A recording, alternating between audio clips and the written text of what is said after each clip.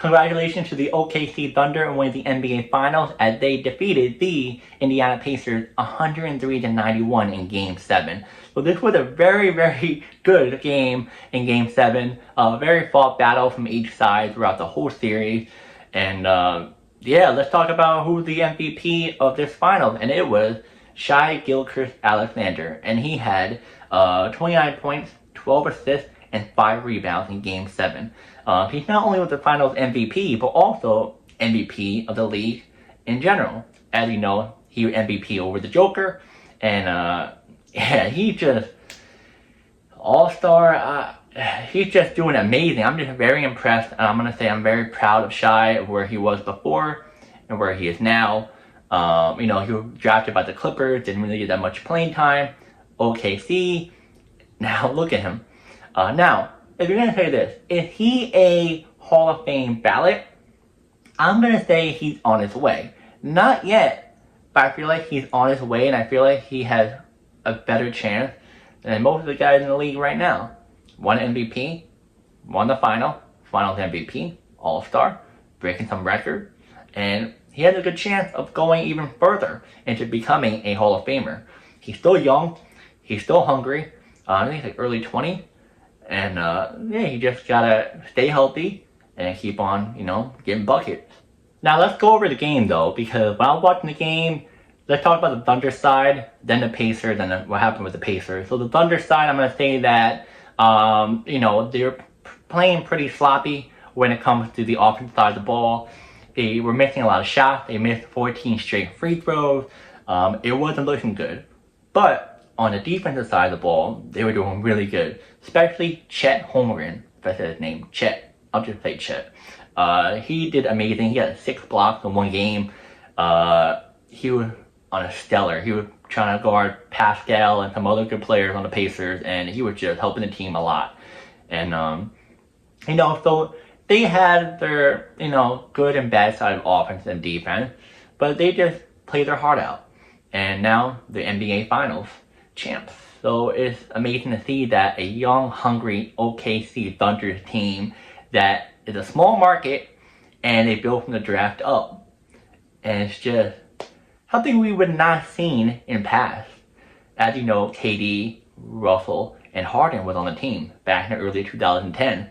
And they made the finals, but lost for LeBron, Dwayne Wade, and Chris Bosh. And you would think, all right, maybe they have a couple of chances. No. The West was too stacked with Kobe and Dirk, and the East was just LeBron's territory.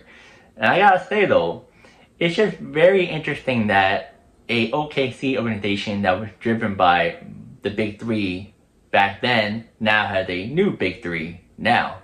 And I feel like this new Big Three and this OKC organization right now, they have a bright future, a really bright future, especially GM that got this all put together. Now, as for the Indiana Pacers, this game was very disappointing. Just losing because we're going to start off with Halliburton. So Halliburton, it's sad.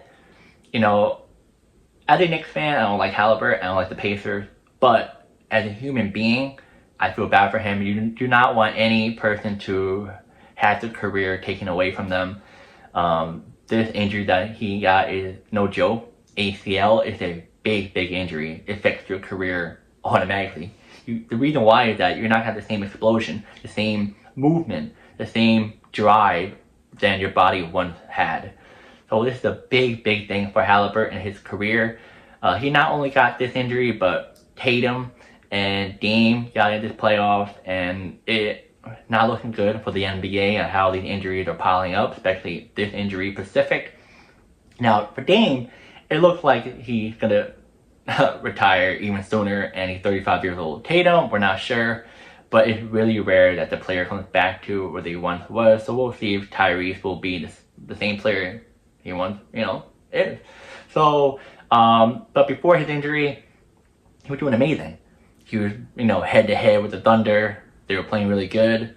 Then the injury went down, and it's just, we're not sure what's going to happen.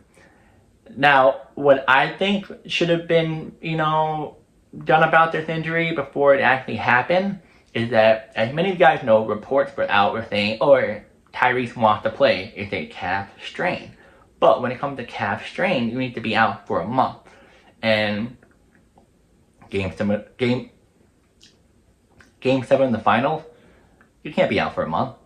So I'm saying, alright, if I can walk, I'll play, which isn't the right thing. Because he just jeopardized his career. Now, what I would have done is I would have sat out and just let my boys just do what they gotta do, try to win a chip for us. Because you're 25, in your early 20s. It's not like you're in 35, 40 in your last time. Did I get it? But you just ruined your career.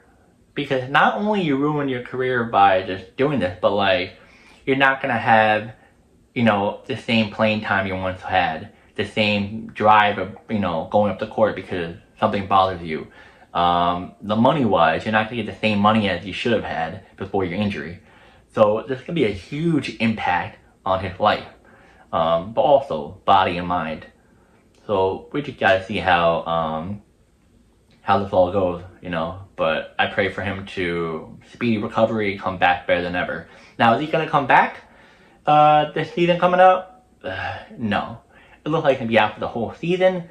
But if he does come back, that's if they make the playoffs and they're deep, then maybe. But that's gonna be really rare because the ACL takes you over a year. And it just depends on how quick your body recovers, and I feel like it's really rare that someone comes back in less than a year. But we'll see. But the Pacers, they played their heart out. Like I said, they were doing really good until Halliburton got injured, and then when he got injured, they still were holding, their own until right before the third quarter ended, and that's when everything went downhill. OKC started to do better, and the Pacers just didn't know what to do. They were trying to get foul calls, and they just weren't getting any. And I saw some of the calls. I'm like, I saw TJ McCollum get hold. And I'm like, bro, they don't call nothing. TJ's looking at the ref like, bro, they're calling a foul. Like, call a foul, bro. Like, call something. No call. So, you can say it's rigged. You can say it's a good game. It is what it is. So I'll say the fact that both teams fought hard. Both teams did amazing this final. I thought this final could be whack, but it was pretty good. Game winners, close call. It was a pretty good final for two small market teams.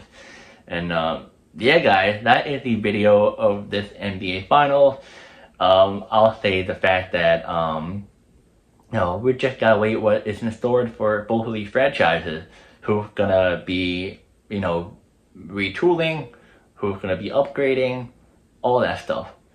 And yeah, let me know in the comments. Who did you want, to win? OKC Thunder or Indiana Pacers? And also, let me know, what do you think about the game? Do you think that the Pacers got robbed? Also, or did the OKC Thunder play, at the level that you guys think they played? And yeah, that's the video.